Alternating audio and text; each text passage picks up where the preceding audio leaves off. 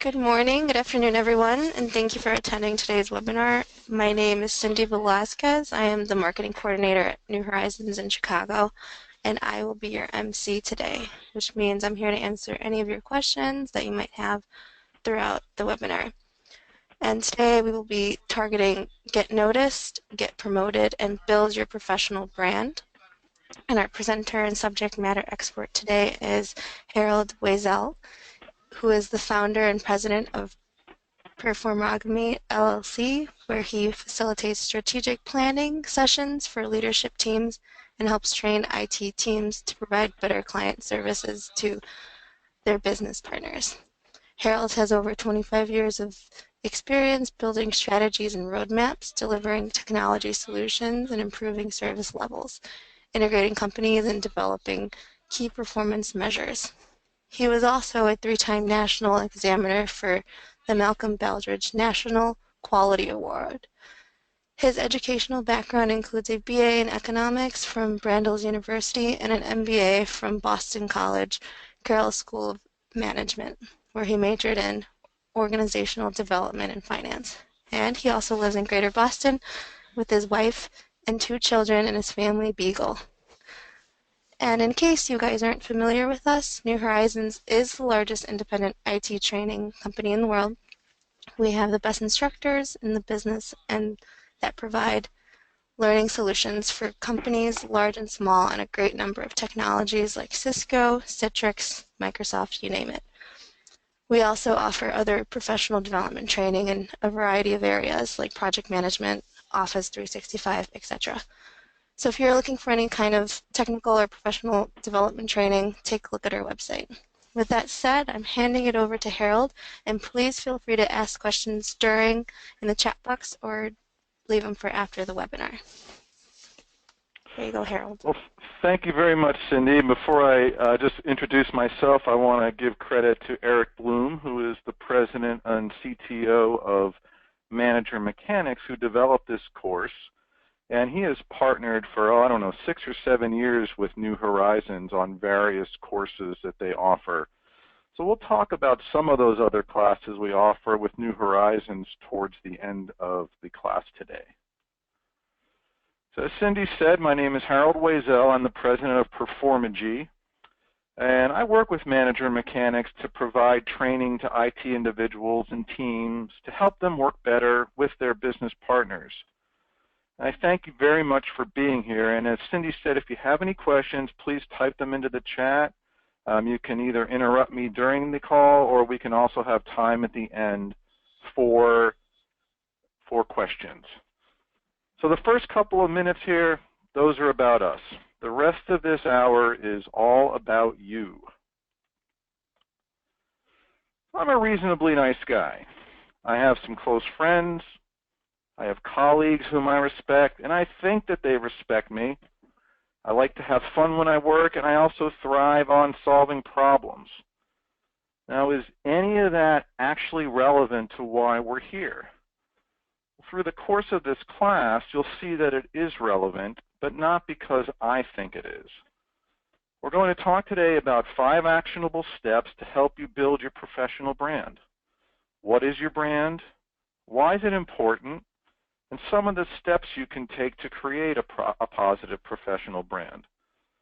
Building your brand isn't just theoretical.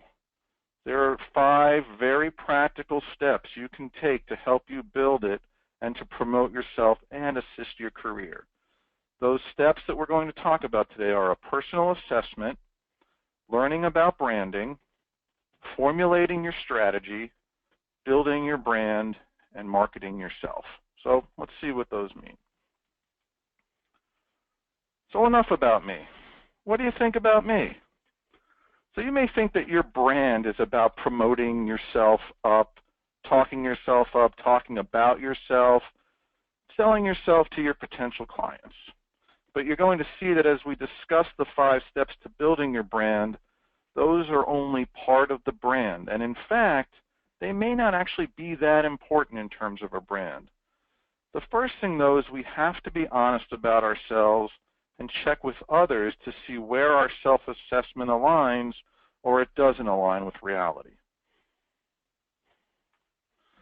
So the personal assessment comprises at least 10 areas where you analyze and write down where you have strengths and opportunities.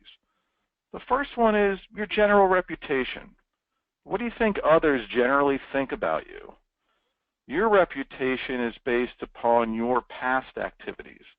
So all those times that you were on time with projects or you took initiative to help your client with a particularly thorny issue, those are going to impact your reputation in a positive manner. But if you've got some skeletons where maybe something slipped or a project didn't go so well, you're going to have to work a little harder to start repairing that part of your reputation. And it's absolutely possible to do that, but you have to be honest and committed about it. Secondly, what's your professional stature? Do you even have any stature? Do colleagues view you as a leader? If so, what are you doing right? And if not, what are those things that you can improve upon? If you think about a professional athlete, you might be working at a company that has a former athlete working there. And you'll often find that they're given some stature right from the beginning just because they're athletes. Well, why is that? Well, it goes back possibly to the reputation we just discussed. And because of that reputation, you might give them an initial benefit of the doubt and hold them in a higher stature compared to someone you don't know. The next part of your personal assessment, what are your credentials? Do you have degrees and certifications that give you some stature or show you actually have credentials? How are you staying current with the accelerating pace of technology change? Are you familiar with blockchain, the use of drones in your industry? Do you keep on top of security challenges? Are you looking at augmented reality? Are you taking the approach of continuous learning in your field? Don't forget, improving soft skills such as influence, negotiating, or interpersonal communications are also important. The credentials don't necessarily mean you're good at a particular task or a technology, but they're often looked at as a baseline to what you know, and they can be a differentiator. Next, maybe the most difficult, what are your strengths and weaknesses? Here's where you have to be honest with yourself. What are you good at? Maybe you're an excellent coder, but you could use some help with understanding your client's requirements better so that when you are coding, you're coding the right things for them. Maybe you're very good at managing local teams, but you find yourself challenged in managing geographically dispersed teams. So you need to be looking at different strengths and weaknesses. Next, how about your contacts and your industry activism? Are you an avid networker? This can be both inside of your company and outside. Are you proactive in speaking with your business partners? Do you attend conferences where you can build both your technical credentials and network with fellow professionals who have similar interests? Even if you don't have a travel budget, which always seems to be dwindling or cut towards the end of the year, you can still attend local one-day events, or you can find some meetup group in your local area, or just start a meetup of some other like-minded technology professionals. The sixth area in terms of your personal assessment is, are you an advice giver? Do you help others who seek your advice or your expertise? Maybe you're a mentor to someone. That's a great way to share information, especially if you have vast company or technology experience. In addition, I also recommend that you get a mentor, somebody you trust with whom you can bounce ideas off of. Are you service-oriented? What does that mean? It means how outwardly focused are you? Your goals need to be aligned with providing excellent client service to your internal clients or external customers. IT provides many services that are often defined in very technical terms. Are you good at reframing those services into business terminology? For example, maybe you're measuring CPU utilization on your database servers and they're starting to reach critical levels. Well, if you need to request funding for new hardware because CPU has reached our critical thresholds, that might not carry as much weight as we need to provide additional capacity to our businesses so that they can maintain access to all of their customer data. That's what being service-oriented is and being client-focused is. The next area is playing well in the sandbox. And in short, what that really means is these are your ethics. Do people think of you as ethical and doing the right thing, or do you steal your playmates' shovels and build the castle yourself? So think about the ways that you are ethical and doing the right thing in everything that you do. Are you a good team player? How well do you work with others? Do you freely share information, or do you hold it close to the vest? You're a team player if you share recognition and accomplishments with others, and you're a team player if you're considerate of the thoughts and opinions of your peers. Finally, in terms of your personal assessment, what's your professionalism? Do you act and carry yourself with a degree of professionalism? This gets down to basics. Are you polite? Are you attentive? Do you dress appropriately? Are you considerate of others?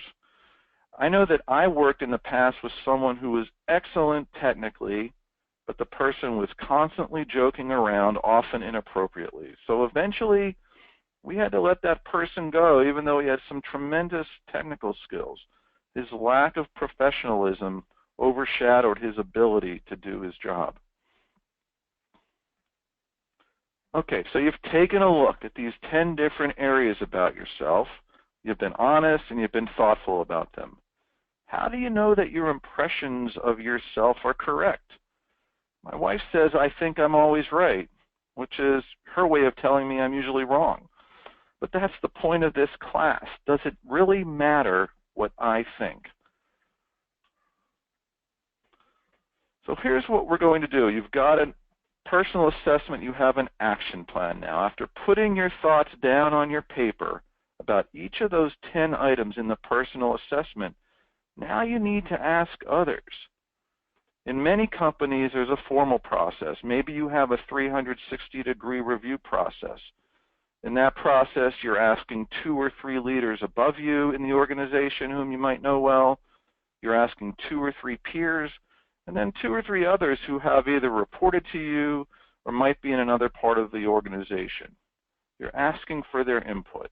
If it's not a formal process, you can still get the same information from other trusted colleagues. In either event, you approach them by saying how much you respect and value their opinions. Your goal is to get others' perspective about you so that you can try to enhance and build your career and your professional brand. And we're going to see in a moment why that's important. The main key here is to ask your colleagues the 3 questions that are listed in number 3.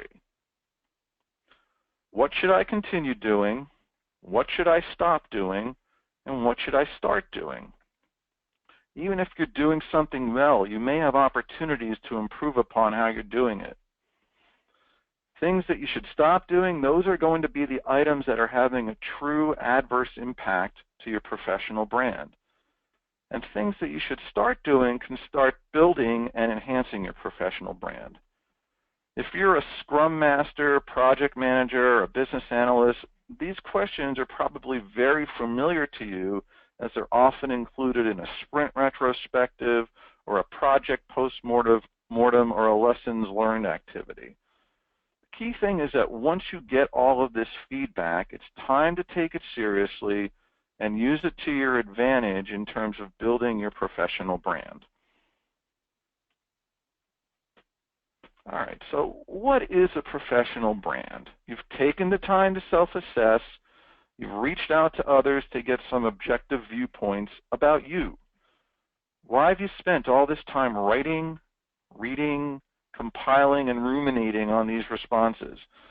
As technical professionals, which most of you are, we need to learn a little bit about sales and marketing. We all have a product to sell, and the product is us. Every time you apply for a job or trying to get a project funded, You need to sell yourself. Well, it turns out that your brand is not what you think it is. It doesn't even matter what you think it is. It's not what you know, it's not what you think of yourself, and your brand is not your intentions. Your professional brand is what others think about you. It's what they think you know, and it's how they perceive your actions. So think about that. It's completely irrelevant what you think your brand is. Your self-assessment, it doesn't matter other than perhaps to set your own baseline and to start looking at areas where you can improve yourself. You may be trying to cultivate a particular image, and in fact, your brand as perceived by others may be consistent with your professional brand goals. You just have to remember that the perception is the reality. Think about a real brand example. How about the Samsung Galaxy Note 7? Not every single Note 7 is going to catch fire. Well, probably. But Samsung has had to take this drastic action of disabling everyone's device, essentially turning it into a brick because of the risk. And that has had quite an impact on the perception of Samsung, and other device managers have capitalized. Reuters recently said that up to a $17 billion impact to Samsung is a result of this Samsung Galaxy Note 7 issue. It also shows that years of excellent reputation can be damaged by a single event. So here's another story about perception and its impact on branding. Say you're driving down the highway. So I'm from Massachusetts. And, you know, from Massachusetts, if you don't like the way we drive, get off the sidewalk. But let's say I'm driving up 128 North towards Burlington, and some car is cutting me off just as I'm passing Needham. I'm thinking, what an idiot. Is he in such a hurry that he has to nearly cause an accident?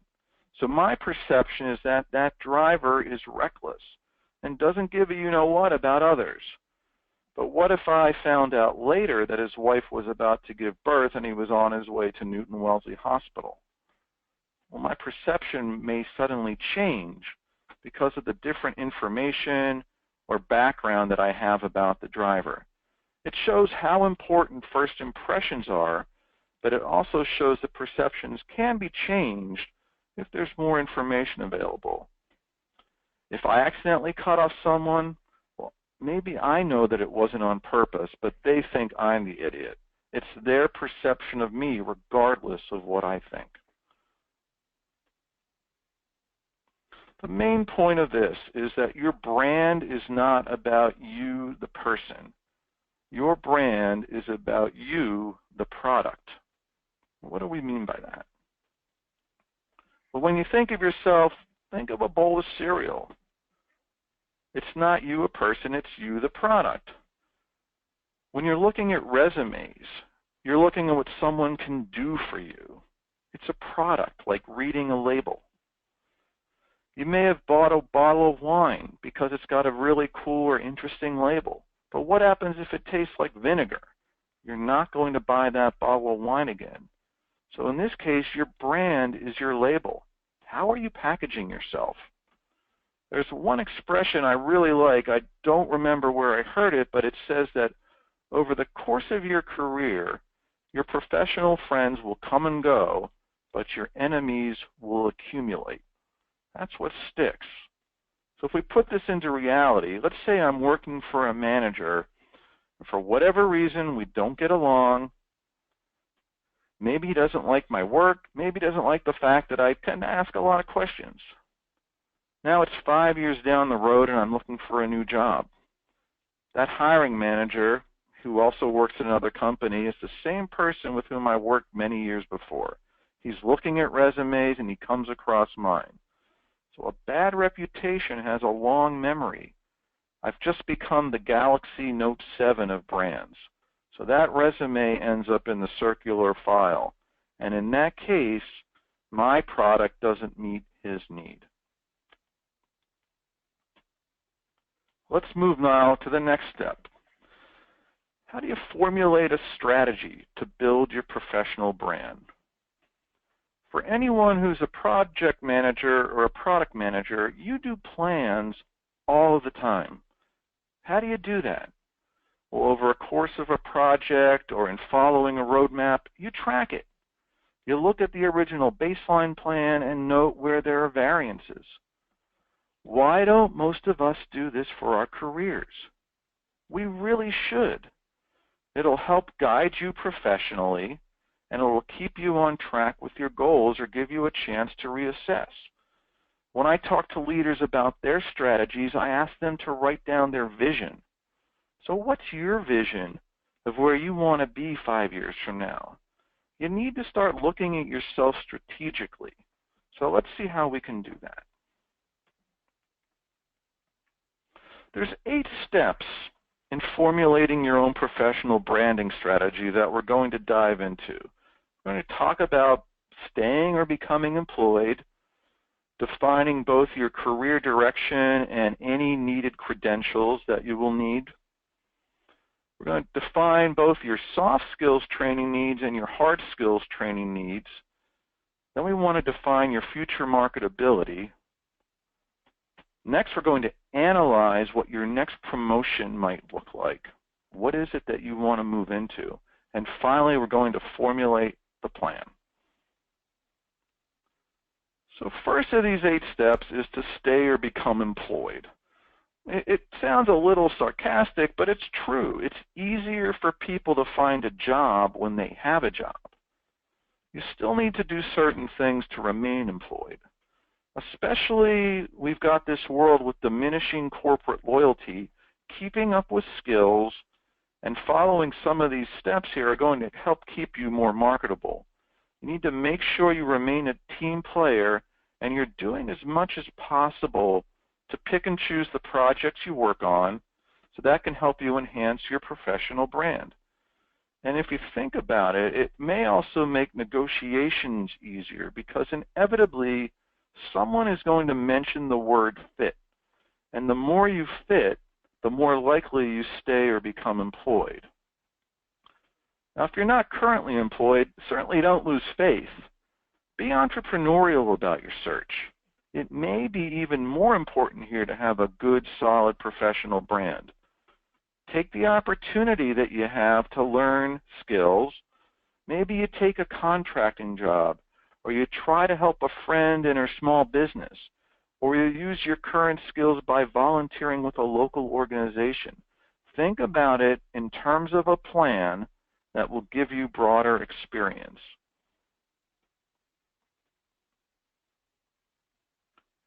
Okay, so next we're going to define our career direction. Think about the vision I mentioned earlier. Assuming, again, that most of us are generally technical here, you can make some decisions about staying technical or crossing over into that dark side of management. But there's many lower level managerial or beginning managerial positions that still require hands-on system work. So it can be a great way to transition into management. Next, are you a generalist or a specialist? And in many cases, the answer is it depends. You can have some very specialized skills that are applicable across many industries and technologies. You need to use that to your advantage as you develop your career direction. Selecting the right technology. Well, that means a few things. First of all, what's right for you? Usually it's something that you have an interest in. So if you're not interested in database technologies, don't target SQL or Oracle. Maybe you like collaboration, so look at Office 365 or Slack or any other similar technology. It also means don't pick a dying or fading technology. Make sure it has a reasonable roadmap of remaining relevant or emerging. You don't want to pick many legacy technologies that perhaps may be on-premise when everyone is going to cloud. Okay. Do you want to be an employee or do you want to be an entrepreneur? That is a big decision. When I was laid off almost 2 years ago, I had to figure out what I wanted to do after I spent the summer playing golf on my severance package.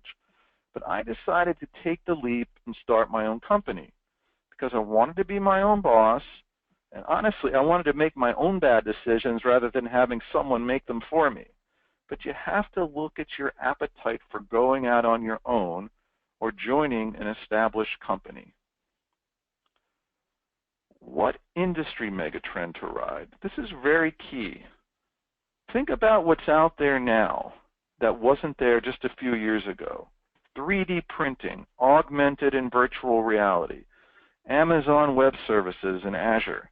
Do any of these interest you? And if so, what do you need to do to build credentials and expertise?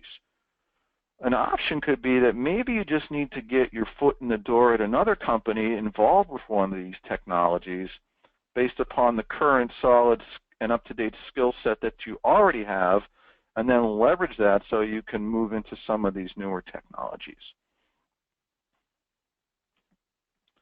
The next step in terms of formulating your strategy is defining any needed credentials. Professional credentials can be a mixed blessing in some ways. You want them because you gain knowledge as you gain those credentials. But the credentials in and of themselves, they can be expensive. So there's a cost-benefit analysis that you have to do with that. They generally will increase your marketability to some extent. The other thing is it could be worth more money to potential employers when you have these credentials. Finally, the other piece about the credentials is that it might help you move from an IT focus to more of a business focus.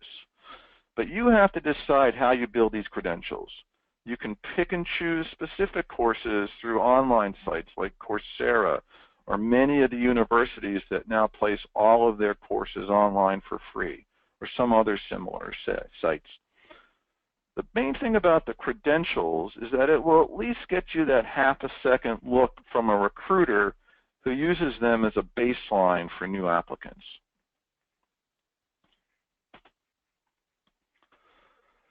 Now let's define your soft skills training needs. This is extremely important, especially if you're considering moving from IT to business or business technology. You need to understand your current state and where you want to be. There's one book from executive coach Marshall Goldsmith, and the book is called What Got You Here Won't Get You There. And it's about how successful people become even more successful. It's almost all soft skills.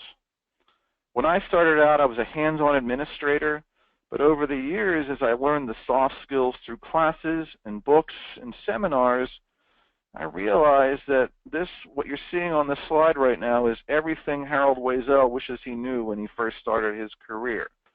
So as you move into more managerial roles, it's your soft skills, not your hard technical skills, that are going to get you promoted.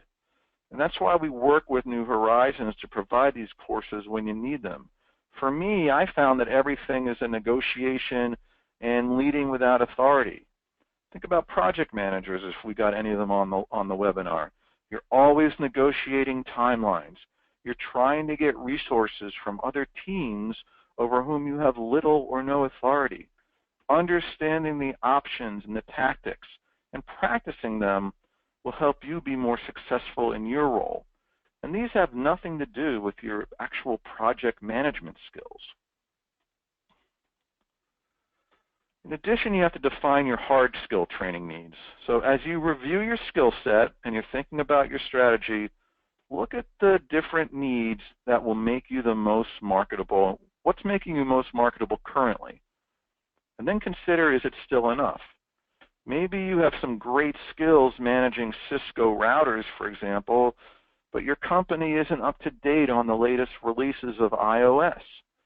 Maybe, though, you have specialized skills automating patching in your environment, or you're great at analyzing data sets using Splunk or Hadoop.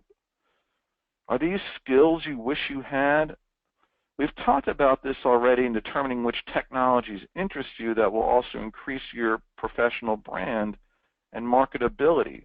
The newer IT trends, though, make your marketability a moving target, so you need to make sure that you're picking and choosing appropriately on those skills that you wish you had. Finally, do you have a plan to learn these new skills? perhaps even more importantly, show how you either have or will use them. If you're an entrepreneur or you're just starting out with some skill sets, consider volunteering at a nonprofit. That could be a great place to help a small organization with a new technology and build your skills. Now, what if on your resume you could say, I helped the XYZ organization segment its donors and understand its giving patterns using the R statistical package, and that was at no cost to the organization. It helped them improve their giving by 15% year over year.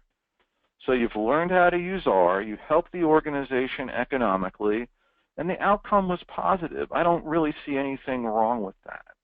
So that's one area that you can consider, or an option to help you learn new skills. Next is, how do we define your future marketability? So Eric Bloom, as I mentioned, is the president of Manager Mechanics, and he writes for IT World. One of his columns, one of his best read columns was, your skills have a 2-year half-life. What that means is if you looked at your skills today and planted yourself in a cave, in 2 years you'd only be half as marketable. That's because there's new versions of the software that you're currently using, there's new trends, there's new industries. So keeping up with technology is a moving target, and you have to grow continually with it. When I was managing staff, one of my goals was to keep them as marketable as possible so that they could leave if they wanted to. Of course, I didn't really want them to leave, but I knew that if I didn't keep them marketable and their skills current, that they were definitely going to leave. Think about someone who's still supporting Windows 2003 and knows nothing about Windows Server 2016 or Azure. They may be really strong in Windows 2003, but are they marketable? That last version of Windows Server was 10 years ago. So they're not as marketable as someone who can set up Azure and run cloud-based services for an organization. Again, this goes back to your strengths and weaknesses and picking the right technologies that are tied directly to the direction you want to go in your career.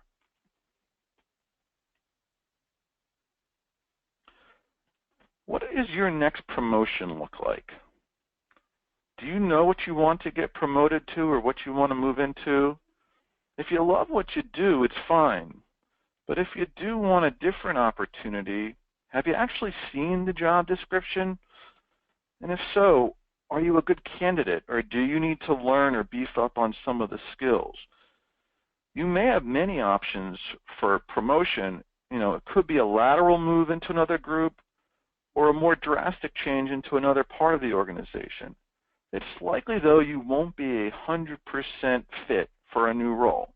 So you have to fill the gaps the best you can, and also be prepared to market yourself, which we're going to discuss shortly, so that the hiring manager is willing to take that chance on you.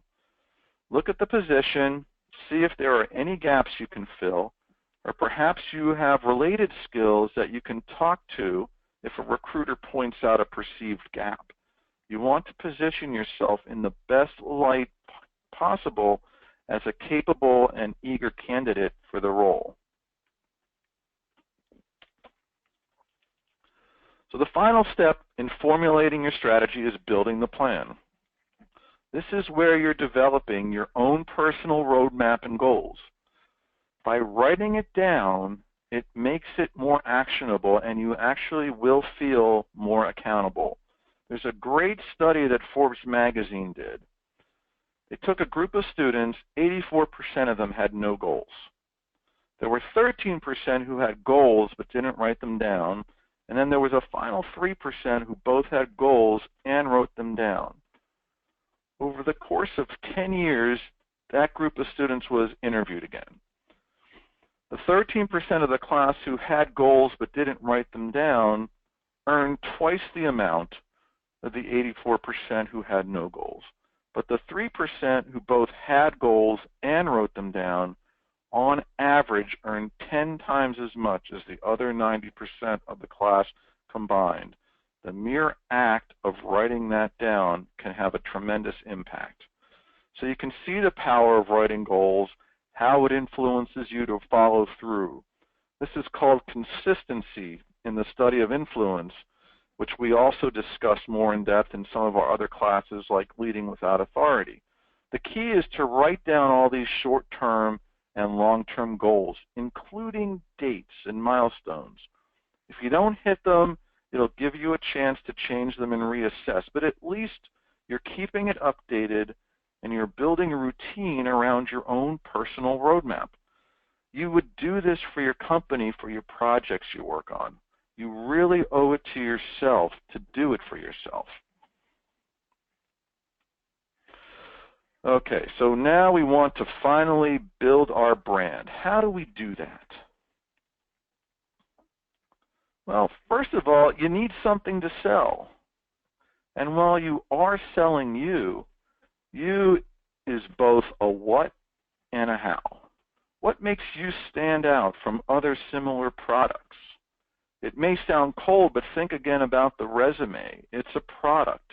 It's that wine label. It's what you offer. How do you work? How does your product work? We talked earlier about how you work well with others as an example. Here, how do you show your own personal innovation in terms of learning new skills or sharing them with others? You may volunteer for projects at work. And this can be a very productive cycle professionally because the better your professional brand, the more likely you will be able to have more choice in the projects that you work on. Remember, your professional brand is what others think of you. You can also volunteer, which we discussed earlier in terms of trying out new skills. You can play with new technologies at home or turn your profession into a hobby. If you're a coder, try creating a simple mobile app. The point isn't to make money, it's just to build your skills and enhance your brand. Or if you want to turn it into a hobby, maybe you create a database for yourself or for your family or for a bunch of friends, whatever it might be. Even if it's similar to what you do at work, the goals are very different because you're doing something you want to do versus what you have to do. You can also teach. This can be in a volunteer role, such as at an after-hours program at a school, or you can be a lecturer at a local community college. This is often a tremendous conversation starter when people see you in a positive light, or they ask you, "Oh, you teach? What? How did you get started in that?" And you can just tell them, you were interested in building your skill set, but also sharing your skills and knowledge with others. The key is to go outside your comfort zone and don't be afraid to give some of these ideas a try. In addition to building your skills, you do need to build your credentials. So besides the first two bullets, which we discussed earlier in terms of formulating your strategy, you can also build credentials through other activities, such as documenting your accomplishments, writing articles or books, or again, teaching. Some people like documenting. Turn that into writing articles or consider a book. With so many options today to self-publish, you don't have to invest a lot of money. It's just your time. If you're interested in how to get started in writing a book and seeing how easy it is, there's a great book that I've read recently called The Expert's Edge by Ken Lizotte. It's definitely worth your time, and it will motivate you to write. The main point is you need to think how everything you do can be used in a marketing sense. It's no different than the food industry, marketing all the benefits of one product. Think about broccoli. It's got vitamin C, which may or may not help ward off colds. It's high in fiber, which is great for digestion. It's high in antioxidants, which help avoid other diseases. You can see how one product can be used to show many benefits. You and your skills are the same. You just need to think about it in terms of a credential or how your skill is applicable in different areas of your company or different industries that you are interested in. So here are some ways that we can build our knowledge. It's very important, in my opinion, to set aside time each week to read and research. You need to pick your head up and see what's going on in the world so that you can start getting a bigger picture. As you build your professional brand, your ability to put two and two together are going to help you to stand out. So I'm not an expert on virtual reality, but I recently taught at a large financial institution, and we started discussing virtual reality. The discussion centered on how VR might be used to help customers understand financial models better, so that by making changes in particular variables in the model, perhaps we can show them the impacts of those changes in a virtual world. So if you take those big picture ideas and those discussions, you can greatly improve your profile. It's really not hard to be a thinker. So as you're building your knowledge, don't forget that each and every one of you is an expert at something. Build your knowledge, but also market your knowledge. Let's talk about how we're going to help you market yourself next.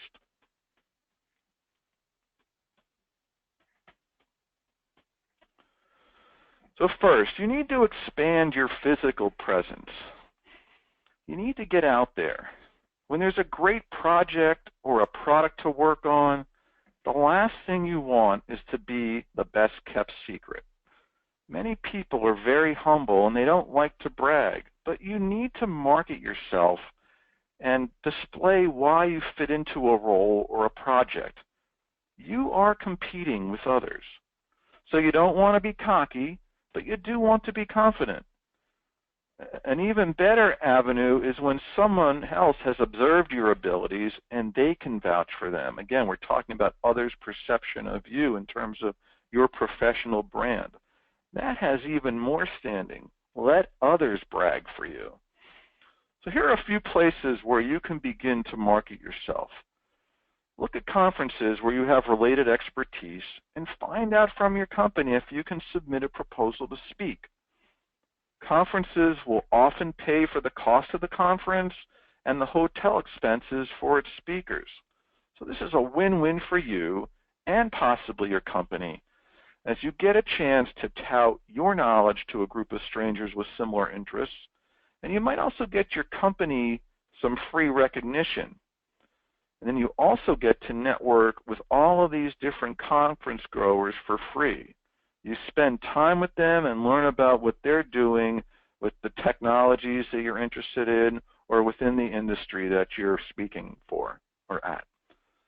Similarly, there are often local special interest groups or professional associations that are more than happy to have someone speak for 15 or 20 minutes on different topics.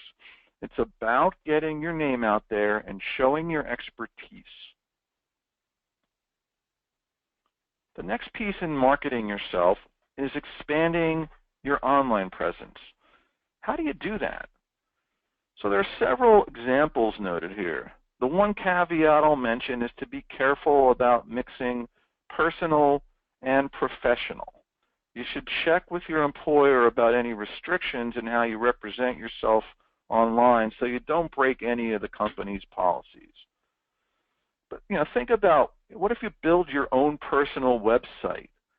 Not only does it start to promote you, but just the fact that you are building that website might give you some skills that you possibly never had. I built my own with no experience, but I learned, and I continue to learn. There could be a lot of internal resources within a company too. An internal blog site or a video site is a great opportunity to market your knowledge. Maybe you've noticed that there's similar help desk tickets coming your way. How hard would it be to create a 2-minute video that shows how to solve the issue, either for the users or for the help desk? Not only does this help you market yourself, but you've just helped someone solve a problem, and you've created more time for yourself because you no longer need to troubleshoot those issues that were coming your way before. So it's a win-win again. There's other ways you can also expand your online presence.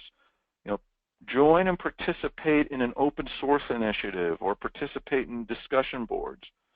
We talked earlier about writing books. Well, you can write ebooks or white papers or publish in online magazines. Also, don't neglect building up your LinkedIn connections. That is your network, and it's very important because somewhere down the road you may need to reach out to somebody, or you may have a question from an expert that you've become a resource with on LinkedIn.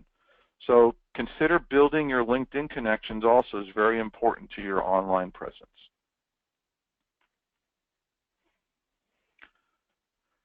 Marketing yourself within your company. So sharing your knowledge is one of the best ways you can market yourself. Think about how others in your group are helpful and share versus someone who doesn't. Typically, the person who shares will have a good reputation, which, as we know, is part of your professional brand. In addition, the more you share, others start to see that you're the expert. As an example, perhaps counterintuitively, as a consultant, I've learned that the more that I share, the more business this actually leads to, for the exact reason that I mentioned, that people start to see me as an expert. They want to talk and engage my services to help them with their own problems. Many companies have other opportunities internally where you can expand your reach and your network as part of a strategic marketing plan for yourself. Examples might include cross-functional teams that develop best practices, or perhaps teams that are working on some employee satisfaction actions and improvement projects that have been developed. Maybe your company has volunteer organizations or affinity groups you can join and participate in. Why do you do that? Well, in addition to perhaps the good community service it provides, as you meet new people, you get exposure to what other areas of the company are doing, and they get exposure to you. And this will happen naturally because you'll talk about work and what you do, and they'll do the same thing. You start to appreciate one another, and this cross-pollination helps everybody involved. Maybe you'll volunteer to do a brown bag lunch at the company on a particular topic.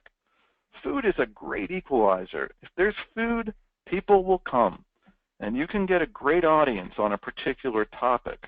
That audience will hear you, and they'll form a perception of you, so you do need to make sure that you are practicing it just like it's a formal presentation. Your confidence will come through, and that'll help your personal brand. I worked at a bank, and we hosted monthly virtual brown bags, usually about some specific features in some of the products we offered. These were some of the most popular events in the company, other than the quarterly financial reports, where we had up to 1,000 participants on a regular basis. People are thirsty for knowledge, and we were more than happy to deliver. All of these items we discussed earlier about external social media are relevant internally. If your company offers a social portal, use it. And finally, I'll just expand on one more area, and that's mentoring. Especially if you have a lot of experience, being a mentor can be a great way to market yourself. You're helping someone more junior, or perhaps someone who needs career guidance, and you become known again as someone who is willingly sharing information. And on the other side, you should have a mentor for the same reasons.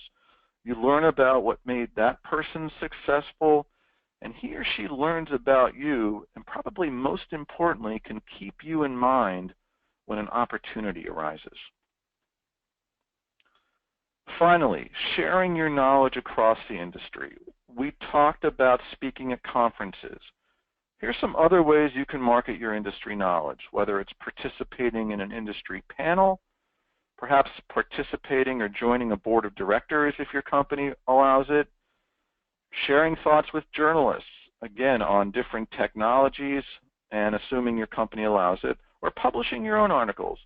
If you've published articles or even a book, your credentials are going to be more prominent than someone else. And these groups are going to be more likely to accept your offer to speak on a particular topic based upon your expertise. The key point, don't stay in your shell. Building your brand, marketing yourself requires work. It doesn't just happen. Treat it as a goal with specific tasks, and you'll see that others will see you have a strong professional brand. The slide says here, when building your professional brand, your knowledge is most powerful when it's shared with others. Knowledge is power when it's shared. This is what establishes you as an expert and helps you in terms of your own professional brand. I hope you've enjoyed this webinar. We do a free webinar with New Horizons every month. So keep an eye out for the schedule. The webinar itself will be posted and will be made available to the participants.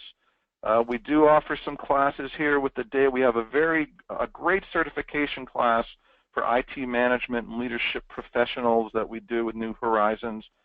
It starts up at the end of January. With that, I thank you very much. And Cindy, I'm happy to take any Harold? questions.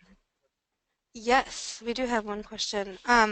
Going back to getting promoted, I guess in the situation that you're taking on more responsibilities than your manager, is it better in terms of getting promoted, is it better to be honest with them, or is it better to go a level above them right away?